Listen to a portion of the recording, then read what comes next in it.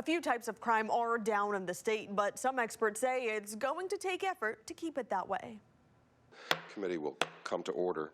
The Washington House Community Safety Committee spent nearly 2 hours working to understand the state's crime trends in a working session. See this general pattern here of violent crimes, particularly assaults and gun assaults, rising during the early years of the pandemic and then falling.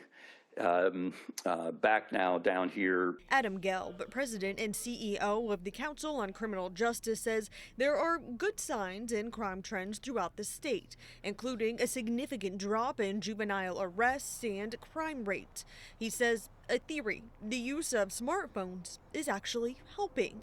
And that is that if you're alone in your basement scrolling on your phone, you're not out carousing with your friends and getting into troubles. Gelb also says that the proportion of prison population that is violent has grown substantially.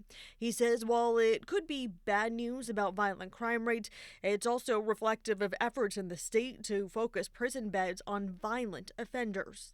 But the data is not always reflective of the way people feel.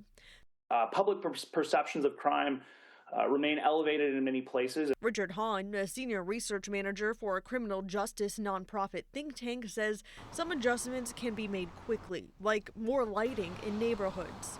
And I think the reason is because lighting changes the opportunity structure for crime. But he says other solutions are more involved and points to Arkansas, Texas, and Missouri, all states that have passed bipartisan bills to set up new funding streams to improve investigative outcomes.